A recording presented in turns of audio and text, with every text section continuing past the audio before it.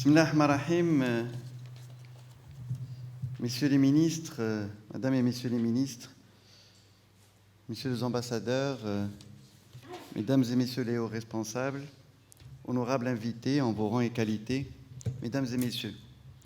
c'est pour moi un grand honneur et un grand plaisir de prendre part aujourd'hui aux discussions des sujets cruciaux liés à la promotion et au développement de la façade atlantique du Maroc. Cette région, riche de son histoire, de sa diversité culturelle et de ses ressources naturelles, occupe une place stratégique dans le paysage économique et social du royaume. Comme vous le savez, l'Atlantique, ça a été rappelé par mes amis tout à l'heure, l'Atlantique est une source d'inspiration, est une source de vie, de nombreuses communautés côtières, mais elle est bien plus en fait qu'une étendue d'eau. Et à ce titre, il présente un potentiel important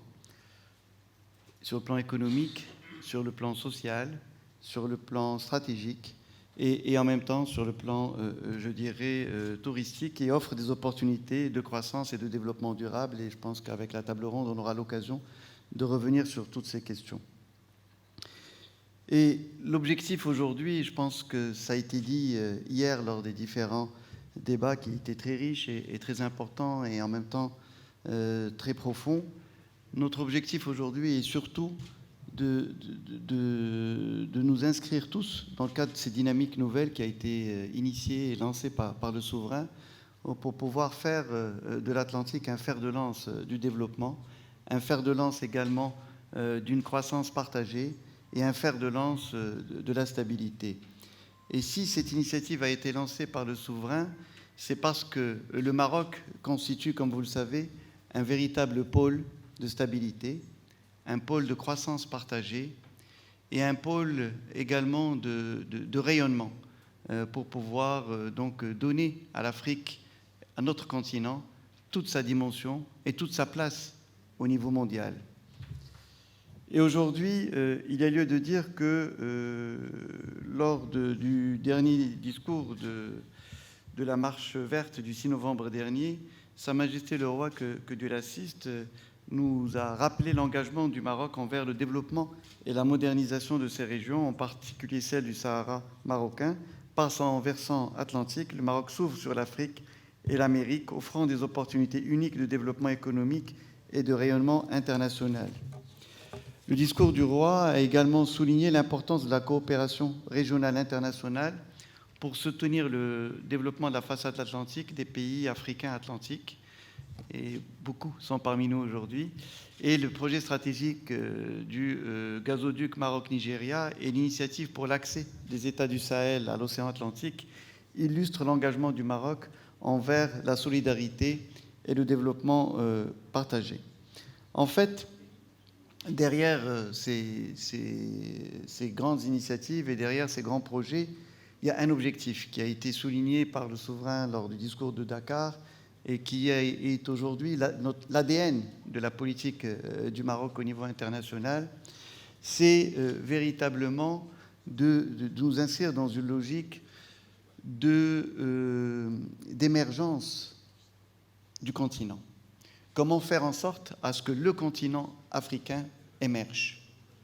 Et nous considérons que toutes les actions qui sont entreprises, et je reviendrai sur ces différents points, versent dans ce sens. Parce que notre continent constitue, comme vous le savez, un continent qui a un potentiel extraordinaire, qui a des ressources humaines inégalées et qui a également, qui connaît une dynamique de croissance et de développement importante avec une évolution démographique importante, mais aussi une véritable émergence d'une classe moyenne qui va constituer le socle du développement africain. Et en parlant de l'Atlantique, en fait, nous nous ouvrons également à l'Amérique. Et c'est une occasion aussi, et c'est la raison pour laquelle nous avons eu l'accord, qui a été signé avec l'initiative atlantique, qui a été signé par les 35 pays africains atlantiques, et en même temps il y a eu l'accord avec les États-Unis et l'Amérique, avec les 13 pays, pour pouvoir agir ensemble et nous inscrire dans cette dynamique de développement qui nous permettrait véritablement de saisir tout le potentiel qu'il y a à ce niveau et qui nous permettrait de connaître une véritable émergence. Et dans ce cadre-là, en fait, il y a lieu également de souligner que si le souverain a décidé d'ouvrir en fait la façade atlantique, pas uniquement aux pays concernés et qui sont sur la côte atlantique, mais également pour le pays intérieur et notamment les pays du Sahel, c'est aussi pour leur permettre de bénéficier de cette dynamique et leur permettre aussi de saisir cette opportunité pour pouvoir garantir une stabilité, garantir un développement intrinsèque, mais aussi garantir en fait la possibilité de s'insérer dans l'économie mondiale. Aujourd'hui, notre objectif en tant que pays n'est pas uniquement d'offrir ces opportunités, mais aussi de pouvoir intégrer dans les chaînes de valeur mondiale un certain nombre de pays africains amis qui ont les capacités, qui ont le potentiel, qui ont les ressources et qui ont l'envie de pouvoir véritablement passer de la logique, je dirais, de l'exploitation pure et simple des ressources naturelles à la logique de la transformation, à la logique de la valeur ajoutée, à la logique de l'industrialisation et à la logique d'un développement partagé et de fournir en fait à leur jeunesse, à notre jeunesse africaine, des perspectives d'avenir dans notre propre continent. Donc c'est ça l'approche, c'est ça l'envie, c'est ça en fait les raisons d'être des différentes initiatives qui ont été lancées par le souverain. Alors évidemment, plus concrètement, nous avons l'un des projets phares en fait qui s'inscrit dans cette logique et ça a été rappelé à plusieurs reprises par le souverain et qui a fait l'objet également dans le cadre du partenariat stratégique qui a été signé avec les Émirats arabes unis dernièrement, Dakhla comme étant le gateway to Africa. Ça a été présenté comme tel et en fait dans ce cadre-là évidemment il y a d'abord et avant tout le nouveau port de Dakhla Atlantique. Alors, ce port a une importance capitale parce qu'il constitue une pièce maîtresse de ce couloir commercial dont on parlait, de ce couloir logistique dans le domaine du transport, mais également est un projet pionnier dans le cadre du nouveau modèle de développement des provinces du Sud qui a été lancé par le souverain en 2015. Et je tiens à rappeler, parce que j'ai eu l'immense plaisir et l'honneur d'être à la tête du Conseil économique et social, et Sémou Tsakhi était parmi nous, j'ai eu le plaisir en fait de contribuer à l'élaboration de ce modèle qui a été proposé au souverain et mis en œuvre par le souverain. Et ce modèle a été réalisé avec les populations locales. Nous avons consulté 1500 personnes parmi les responsables politiques, parmi les élus, parmi les opérateurs économiques, parmi les associations, je dirais, de droit commun, les associations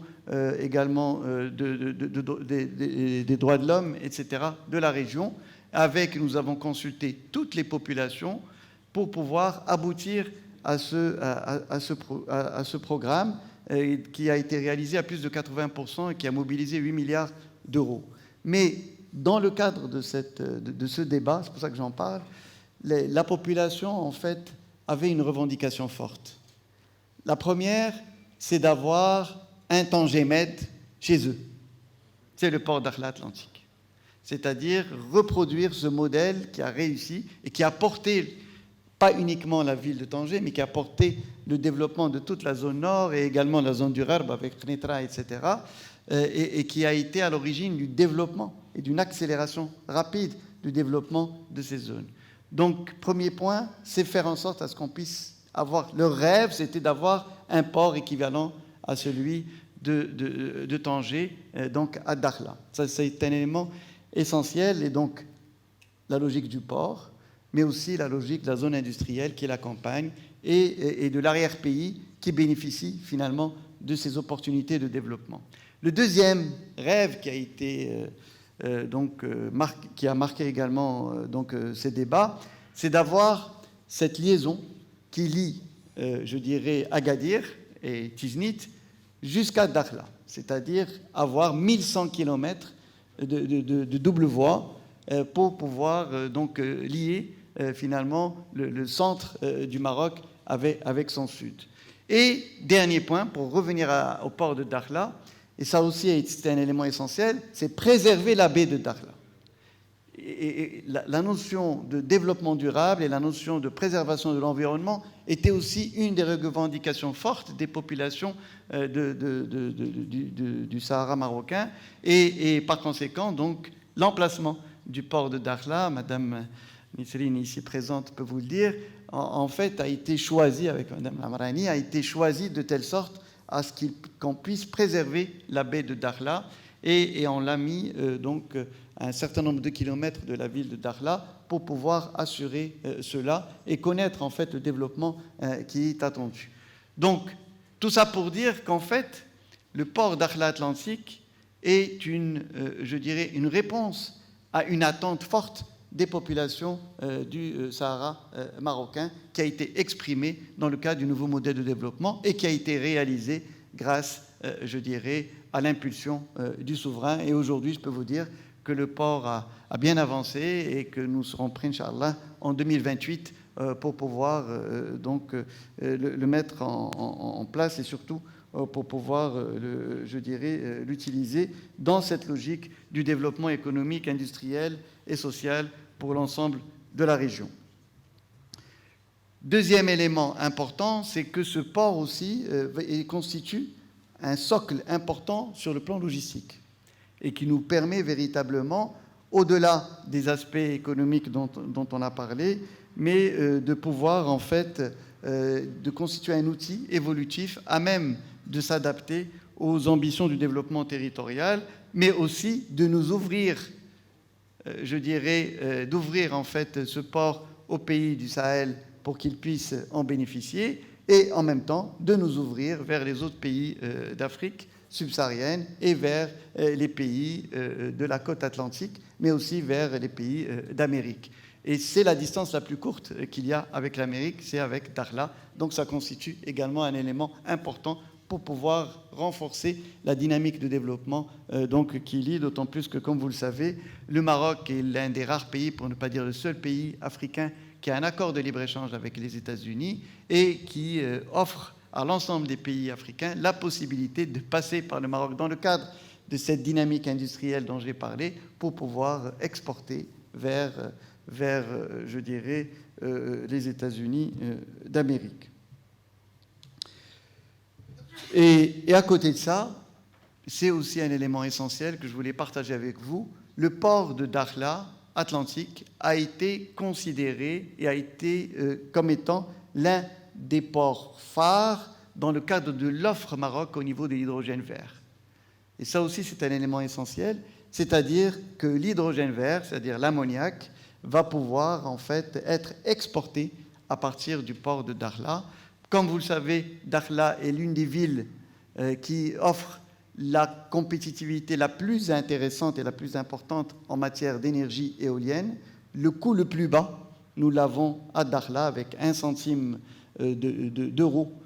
pour le kilowattheure, entre 1 et 2 centimes d'euros pour le kilowattheure, ce qui ouvre en fait des perspectives très importantes pour pouvoir produire de l'hydrogène vert au coût le plus bas et par conséquent qui donne en fait des perspectives importantes de développement de cette énergie du futur donc au niveau de la région de Dakhla et on aura également le port qui va servir aussi d'outil stratégique pour pouvoir faciliter son exportation et nous avons déjà des discussions qui sont en cours avec un certain nombre de ports d'Europe pour pouvoir établir cette liaison et pour pouvoir avancer dans ce sens. Le port de Dakhla aussi s'inscrit de fait dans cette logique du port vert,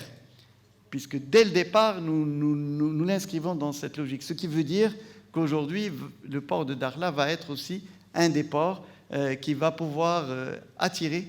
beaucoup de transports grâce à cette, je dirais, à cette dimension verte, puisque nous aurons toute la latitude d'avoir, je dirais, donc de l'ammoniac qui pourrait servir d'énergie pour le shipping des bateaux et par conséquent avoir une capacité d'attractivité très importante dans ce domaine, sans parler du fait que toute la zone industrielle autour de Dakhla va bénéficier de l'énergie verte à un coût le plus bas et qui va permettre de créer une dynamique importante. Sans parler évidemment du potentiel que nous avons en matière de pêche, sans parler du potentiel qu'il y a en matière touristique, sans parler du potentiel qu'il y a en matière de sidérurgie et de transformation industrielle. Donc tous ces aspects seront présents donc, dans le cadre de cette vision qui a été voulue par le souverain et qui ouvre, et c'est ça, c'est le point sur lequel je voulais insister, qui ouvre des perspectives très importantes pour les pays subsahariens, mais aussi pour les pays du Sahel, en matière d'intégration dans les chaînes de valeur mondiale. C'est un point essentiel dans le cadre de cette dynamique, pas uniquement en matière d'exportation. Ce que je voudrais dire, c'est que cette vision, qui a été aussi voulue par le souverain, s'inscrit aussi et dans un besoin de mettre en place aussi des chaînes logistiques donc importantes et par conséquent de développer de la connectivité routière, de la connectivité ferroviaire, de la connectivité maritime et de la connectivité aérienne. Dakhla, il y aura à Dakhla un hub aérien et donc qui va permettre aussi de faciliter les relations et les liens avec un certain nombre de pays subsahariens et en même temps, il va devenir un véritable passerelle interrégionale comme hub économique et trait d'union avec l'Europe. Je tiens à rappeler que dans le cadre de cette vision, nous travaillons en tant que ministère de l'Équipement et de l'Eau avec le ministère des Affaires étrangères et l'ensemble des ministères concernés à la mise en place de corridors qui vont lier un certain nombre de pays amis du Sahel à la ville de Dakhla et au port de Dakhla Atlantique. Et cela va nous faciliter également en fait le développement de l'activité du transport maritime marocain au niveau de la façade atlantique et qui va nous permettre aussi de constituer une flotte nationale de la marine marchande qui soit forte et compétitive. Et puis, derrière tout ça, il y a aussi le transsahélien, qui est en fait la connectivité ferroviaire, une ligne ferroviaire qui porterait sur 5800 km et qui se traduirait par une connexion également au port de Dakhla. Donc c'est cette vision intégrée que je voulais partager avec vous aujourd'hui pour pouvoir donc nous inscrire dans cette logique de la création d'un réseau africain de hubs logistiques. Notre objectif n'est pas uniquement de développer Dakhla Atlantique. Notre objectif, c'est de faire en sorte à ce que ce hub puisse être en réseau avec d'autres hubs portuaires, donc africains, atlantiques, que ce soit à Dakar, que ce soit à Abidjan, que ce soit dans les autres pays amis, donc le Cap-Vert, etc. Notre objectif est surtout d'avoir en fait ces interrelations qui nous permettraient de développer finalement ces réseaux, parce qu'il faut le dire, aujourd'hui, et nous l'avons vu avec le Covid, il faut absolument compter sur nos propres forces si on veut véritablement nous développer. Et compter sur notre propre force, c'est nous mettre en réseau, parce que tout seul, on n'y arrivera pas. Donc c'est en travaillant ensemble, en nous spécialisant, en assurant la complémentarité entre les différents ports donc, de l'Atlantique, que l'on permettra, que l'on arrivera ensemble à positionner notre continent comme étant le continent d'aujourd'hui et de demain pour le développement et pour également jouer notre rôle géostratégique au niveau international dans le cadre de la configuration que nous sommes en train de vivre ensemble de ce nouvel ordre mondial où l'Afrique doit avoir toute sa place. Je voudrais par ailleurs donc compléter cette vision par le fait que, à côté de cela, il y a évidemment un autre projet stratégique qui a été lancé par le souverain et qui porte sur le gazoduc africain atlantique Nigeria-Maroc, qui est un projet royal d'envergure. Et pourquoi j'ai tenu à parler de cette initiative, en plus de l'initiative atlantique avec le port Dakhla Atlantique au centre, c'est parce que je considère que c'est une initiative royale qui a une importance stratégique. Le problème n'est pas je dirais,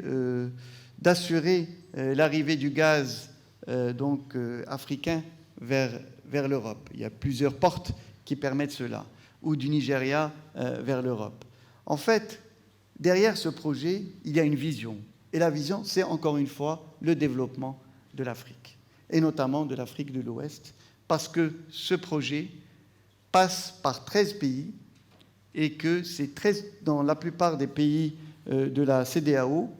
plusieurs de ces pays, la population, il y a moins de 50% de la population n'a pas accès à l'électricité. Or, aujourd'hui, en faisant passer le gaz par ces pays, on offre la possibilité d'assurer l'électricité pour tous, mais aussi on offre la possibilité d'avoir de l'électricité suffisante avec un prix intéressant pour développer des industries. Et par conséquent, pour développer, je dirais, le pays dans son ensemble. Et donc, en fait, ce projet a un caractère structurant et va pouvoir jouer un rôle stratégique dans le cadre du développement de notre continent et faire en sorte à ce qu'il y ait encore plus d'intégration économique avec la nouvelle zone de libre-échange que nous appelons tous de nos voeux, que nous avons tous signé et que nous voulons mettre en œuvre. Mais derrière, nous avons besoin de ces projets stratégiques qui vont pouvoir assurer les conditions minimales de réussite, en fait, de ce développement. Et dans ce cadre-là, l'idée sur laquelle, en fait, je voulais insister, c'est que aujourd'hui, notre objectif, c'est de constituer des véritables zones, je dirais, d'activité, donc au niveau de cette façade atlantique, et qui y aura en fait toutes les chances de réussite et toutes les chances d'attirer en fait des investissements structurants pour notre devenir. Pour conclure, je voulais dire que nous sommes à un tournant décisif pour le développement de la façade atlantique du Maroc, mais aussi pour le développement de cette initiative, à la réussite de cette initiative atlantique qui a été lancée par Sa Majesté le Roi Mohammed VI, que Dieu l'assiste. Notre objectif est un objectif qui veut conforter notre pays en tant que pôle de stabilité, en tant que pôle de croissance partagée, mais aussi en tant que pôle de rayonnement pour notre continent et pour faire en sorte à ce que ce nouvel ordre mondial se fasse avec l'Afrique, que ce nouvel ordre mondial bénéficie à l'Afrique et bénéficie à l'ensemble de la population africaine. Et je vous remercie.